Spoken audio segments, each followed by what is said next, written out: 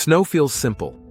Winter arrives, temperatures drop, and suddenly millions of white flakes begin to fall from the sky.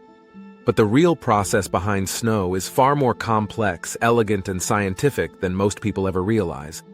Snow is the result of physics, chemistry, thermodynamics, humidity, atmospheric layers, and microscopic crystallization, all working together perfectly.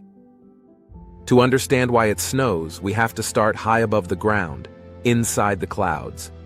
If you like similar educational content, please like, subscribe, and share the video with your friends. Inside a cloud, billions of tiny droplets float in the air. Many of these droplets are supercooled, meaning they remain liquid even at temperatures far below freezing. Water can stay liquid at -10 degrees, -15, or even -20 degrees, as long as nothing triggers freezing. At the same time, the atmosphere contains microscopic particles, dust, pollen, sea salt, volcanic ash, tiny organic particles. These are called cloud condensation nuclei, tiny solid surfaces that help water droplets freeze. When a supercooled droplet touches one of these particles, it freezes instantly.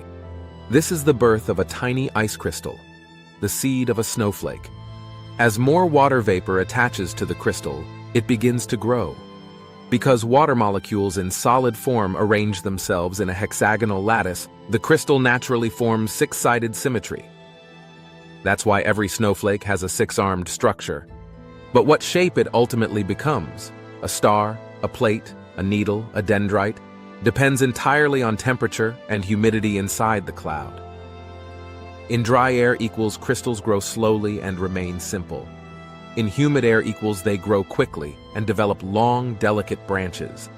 With shifting temperatures equals they can change shape multiple times on the way down. This is why no two snowflakes are identical. Each one passed through slightly different conditions while falling. Eventually, the snowflake becomes heavy enough to start descending toward the ground. But here's the key. It will only reach the surface as snow if the entire layer of air below the cloud is at or below freezing. If the snowflake falls through a warm layer, it melts and reaches the ground as rain. If it partially melts and refreezes, you get sleet or ice pellets. If it melts completely and freezes upon contact with the ground, freezing rain. So snow isn't just cold rain. It's a precisely formed ice crystal that survives its journey from cloud to ground without melting, a fragile geometric masterpiece of atmospheric physics. Now that we understand how a single ice crystal is born, we can dive deeper into why snow looks different every time it falls. Snow is not just white stuff. Snow is an entire universe of shapes, structures, and physical processes. And these details determine whether you get light powder, heavy wet snow, tiny grains, or huge cinematic flakes. Why do snowflakes have so many shapes? All snowflakes share the same foundation, a hexagonal crystal structure. But the final shape depends on two key factors: temperature inside the cloud, humidity at each layer of the atmosphere. Different temperatures produce different crystal forms. Around -2 degrees Celsius, thin plates; around -5 degrees Celsius, needles and columns; around -10 degrees Celsius, classic branching star-shaped flakes; around -15 degrees Celsius. Complex dendrites, with long arms, around -20 degrees Celsius. Tiny, delicate crystals that create dry powder. A snowflake may fall through several temperature layers, each only a few meters thick, constantly changing its growth pattern.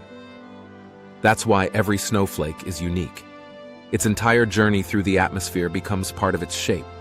Why does fluffy powder fall sometimes and heavy wet snow other times? The type of snow depends mainly on temperature near the ground and humidity in the cloud. Dry powder snow falls during strong frost, -10 degrees Celsius or colder. The air is dry, flakes stay small and don't stick together. Wet, heavy snow falls when temperatures hover around -0 degrees Celsius. Snowflakes melt slightly during the fall and refreeze. They become heavy and full of water. Giant cinematic flakes occur when the temperature is near freezing and humidity is very high. Small flakes collide and stick together, forming large clusters that fall slowly like feathers. Freezing drizzle or freezing rain happens when flakes melt into droplets, but freeze again upon contact with surfaces. Every type of snowfall tells us exactly what's happening in the atmosphere. Why can it snow even when temperatures are above zero? A common myth is that snow requires freezing temperatures at the surface. Wrong. Snow forms in the cloud, where temperatures are always below freezing. As long as the air between the cloud and the ground is only slightly above -0°C, relatively dry, and the distance is short, snowflakes can survive the fall without melting. It's similar to how an ice cube doesn't melt instantly when removed from a freezer. That's why snowfall can occur at +1°C or even +2°C. Why is snowfall sometimes dense and sometimes light? This depends on how much supercooled water the cloud contains, how strong the upward air currents are, how quickly crystal growth is happening, how stable or unstable the atmosphere is. Dense snowfall means the cloud is rich in moisture and conditions are optimal for rapid crystallization. Light snowfall means the cloud is dry or weakening. Snowfall may look simple from the ground, but above our heads, a whole microscopic world is growing, colliding, freezing, melting, and transforming every second. Now we move from the microscopic world of crystals to the large-scale atmospheric forces that shape real snowfall on Earth. Some places get buried under meters of snow, while nearby regions stay completely dry. Mountains, lakes, fronts, wind, and temperature layers all work together to create dramatic winter events. Let's break them down one by one. Why do mountains get so much more snow? Mountains are natural snow-producing machines for three main reasons. Orographic lift. When moist air flows toward a mountain, it is forced upward. As air rises, it cools rapidly. Cooler air cannot hold as much water vapor. Condensation and ice formation increase, much heavier snowfall. That's why the windward side of mountains gets buried. Lower temperatures at higher altitude temperature drops about 0.6 to 1°C per 100 meters. This means that even when it's raining in the valley, it can be snowing heavily in the mountains. Stable cold environment for crystal growth. Cold mountain air allows snowflakes to grow slowly and symmetrically, producing the perfect dry powder skiers love. Lake effect snow, when a lake generates its own blizzard. This phenomenon is famous in North America around the Great Lakes, but can occur anywhere when cold air flows over warmer water. The process: ice-cold air moves across a relatively warm lake. The lake adds massive amounts of moisture to the air through evaporation. The cold air becomes saturated with water vapor. As soon as the air moves back over land, rapid cooling triggers intense snow formation. A narrow band of extremely heavy snow falls downwind of the lake. Lake effect snow can create 1 to 2 meters of snow in a single day, while areas just a few kilometers away receive nothing. Snow from warm and cold fronts. Most winter storms come from fronts, the boundaries between warm and cold air. On a cold front, warm air rises quickly, fast, intense bursts of snowfall. On a warm front, warm air rises gently, long-lasting, steady snowfall covering large regions. This is the type of snowfall seen across Europe during major winter storms. Blizzards, when snow turns into white chaos. A blizzard is not just strong snowfall. Meteorologists use this word only when three conditions are met. Wind stronger than 56 km/h, visibility below 400 meters. Duration of at least 3 hours. Blizzards are dangerous because wind lifts and blows existing snow off the ground, creating whiteout conditions. It becomes nearly impossible to see. Even nearby buildings disappear in a wall of white snow bands and local extremes on radar maps. Snowfall sometimes appears as narrow bands, small regions of intense snow with dry areas on both sides. These snow bands form because of local wind circulation, terrain shape, temperature inversions, small-scale atmospheric instability. They can bury one town under half a meter of snow while leaving a nearby town completely untouched. Snowfall is not just falling ice crystals. It's the product of global weather patterns, local geography, and atmospheric physics, working together in complex ways.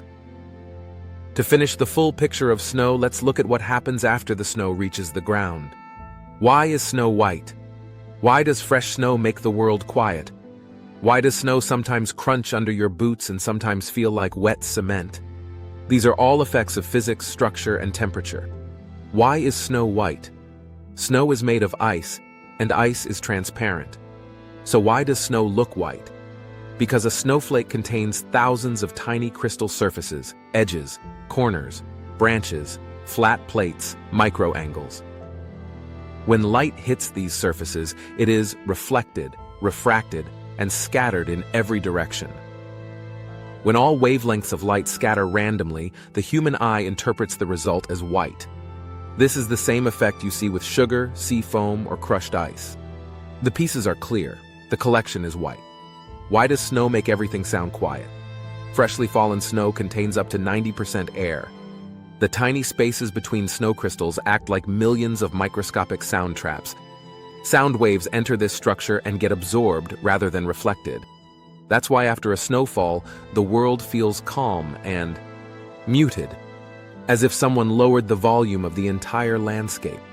When snow melts, refreezes, or becomes compacted, these air pockets disappear and the sound returns to normal. Why does snow crunch under your boots? This only happens in strong cold, usually at -10 degrees Celsius or colder. When you step on snow, the delicate arms of the snowflakes break, crystal structures snap, and this produces the characteristic crunching sound. If the snow is warm or wet, the crystals are flexible and do not crack. No crunch. How do frost, rime, and ice crystals form?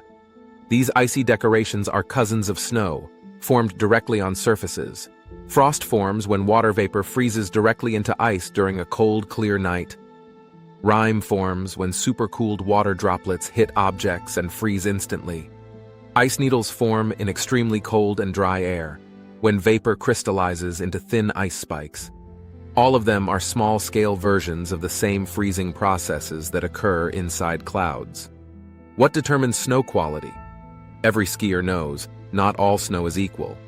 3 main factors decide what kind of snow reaches the ground: air temperature during the snowfall, deep frost; dry powder near 0 degrees Celsius; wet, heavy snow, humidity, low humidity; small crystal shy humidity; large, fluffy flakes, wind calm air; perfect symmetric flakes, strong wind; broken, granular snow. The feel of snow is a direct result of atmospheric physics.